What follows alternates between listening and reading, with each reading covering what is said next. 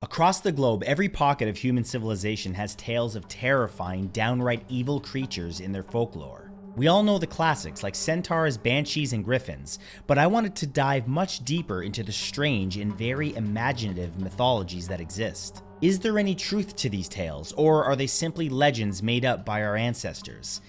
I'll let you decide.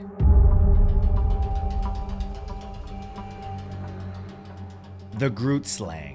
In South African folklore, the Groot slang is a 50-foot-long half-python, half-elephant creature who guards diamonds in a vast labyrinth of underground caves. Its Afrikaans name translates to Great Snake, but it has also been known as the Divine Error. They say that while the gods were creating the earth, they fused these two cunning and deadly creatures, but immediately regretted it. They split every Groot slang into the pythons and elephants that we know today, but some people believe that one or more survived. Concealing itself in the remote caverns of Richtersveld, South Africa, some people see it as a protector of the riches that lie below the earth, devouring any trespassers seeking to claim the diamonds for themselves. Others say that it lures people into the caves with its hypnotic gaze to prey on innocent victims. The Vodyanoy. In Slavic folklore, this mythical water spirit is said to look like an old man with a frog-like face. It has red-hot eyes, a green beard, and is covered in muck and algae.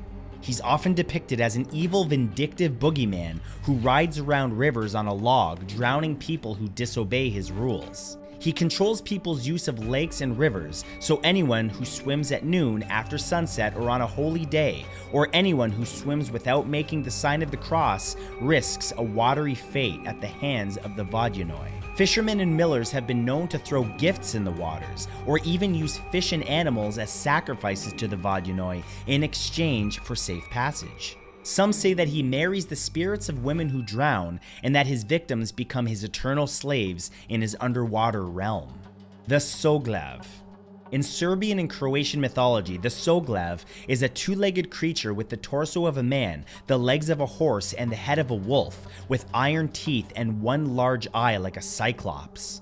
They're frequently depicted wearing armor, carrying weapons like swords and axes, and they love nothing more than killing and eating humans. Some even say the Soaves are addicted to the taste of human flesh, and feast so ravenously on human meat that they leave nothing behind but bone fragments. And when live victims are scarce, they have even gone as far as digging up graves and tearing open coffins to satisfy their hunger on rotting bodies. While they primarily live in caves or under the ground, the Soave has been known to venture into villages to prey on anyone that it encounters. The Dwens.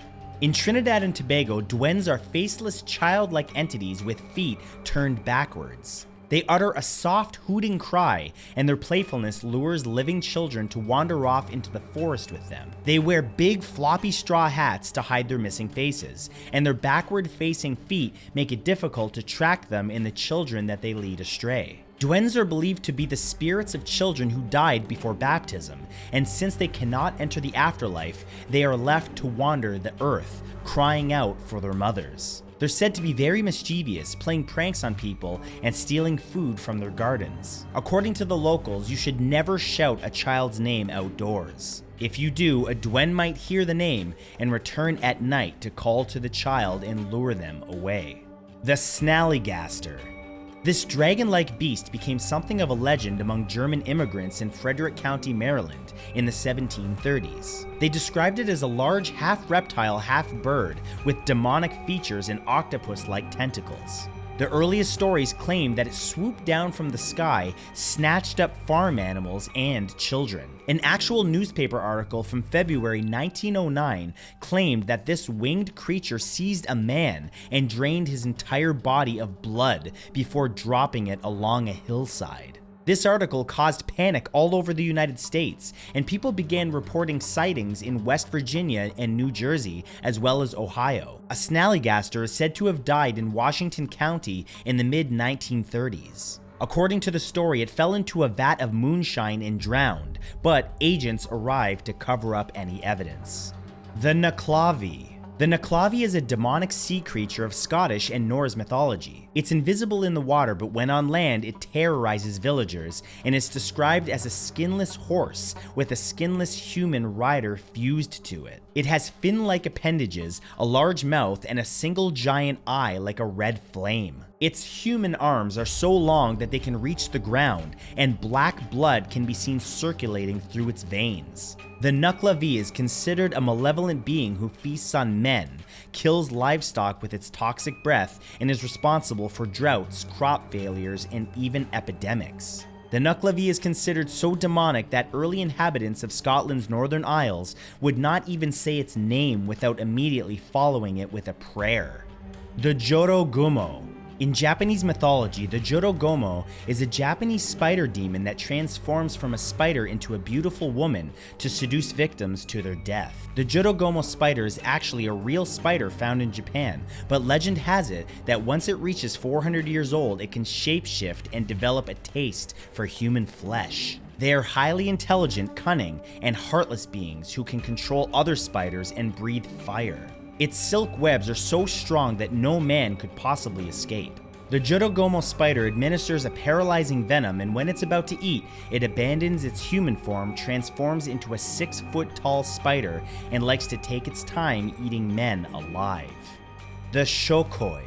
These aquatic humanoid creatures of the Philippines are said to look more like the animalistic version of the gill man from the film The Creature of the Black Lagoon. The males have scaly green or brown skin, fins, gills, tentacles, webbed arms, and legs, and are thought to be either evil mermen or drowned humans back from the dead. Their female counterparts are called Serena and are described a little more attractive, closely resembling more fish-like mermaids with human features.